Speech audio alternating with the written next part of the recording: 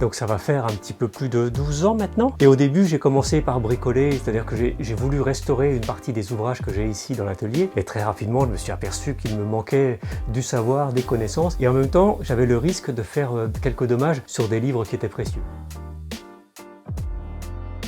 Plein de choses, parce qu'il y a la partie créativité, ça c'est important, il y a la partie restauration, qui me plaît beaucoup aussi, c'est le regard du client quand il vient chercher son livre. Alors, soit un ouvrage moderne, soit un ouvrage restauré, ça c'est la partie que je préfère. Le client qui arrive, qui ne connaît pas trop ce que je peux faire comme travail, et puis il découvre son ouvrage, et là il y a un grand sourire, et là il me dit ça y est, c'est bon, c'est gagné.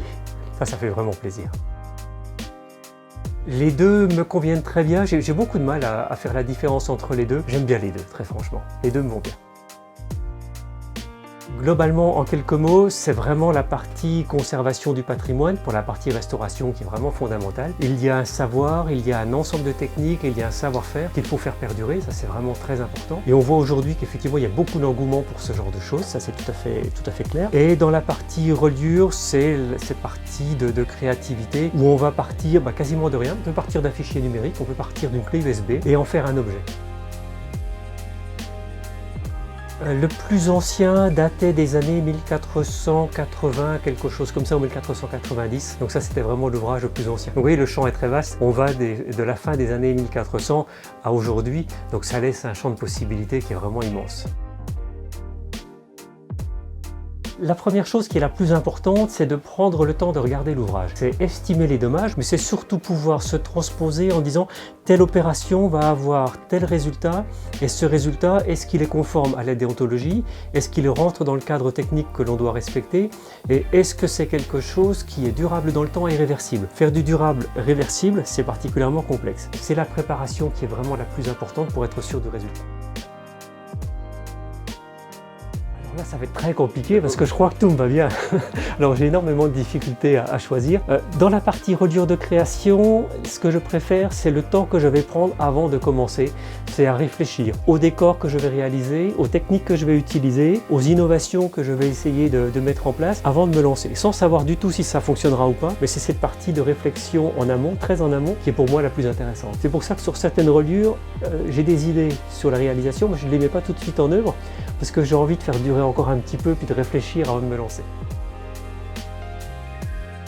Mes préférés sont partis chez mes clients, c'est très dommage. Mais oui, c'est un petit peu la difficulté de ce métier, c'est que vous devez vous séparer de vos créations à un moment donné, c'est bien l'objectif. Et des fois, j'ai un petit peu de mal à laisser partir mes livres. Donc j'ai des clients qui sont très sympas, des fois qui me les apportent pour que je puisse les regarder à nouveau de temps en temps. Oui, tout à fait. Donc, je préside une association qui s'appelle Autour du livre, une association de libraires qui est en train de s'ouvrir au métier du livre, à des relieurs, à des calligraphes, à des graphistes, à des enlumineurs, enfin voilà, tous les métiers connexes au livre. Et on organise 5 manifestations par an, plus des conférences, plus des ateliers de découverte de la reliure, de la restauration et des techniques connexes.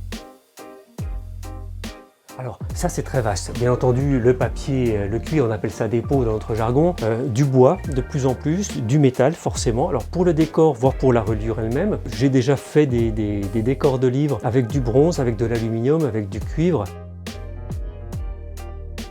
Peut-être, en tout cas, à titre privé, oui, c'est certainement une des plus grosses, puisqu'on a un peu plus de 3000 fers à dorer. Des beaux outils fabriqués à la main, des outils anciens pour la plupart, qui continuent à vivre et qui continuent à travailler. Et c'est aussi l'intérêt d'avoir un patrimoine qui sert encore aujourd'hui pour faire des réalisations très particulières. Ils sont classés par époque, ils sont classés par style, parce qu'effectivement, c'est plus facile à retrouver. Et ce qui est un petit peu rageant, c'est de se dire qu'il y en a plus de 3000, mais il n'y a jamais celui que le client veut.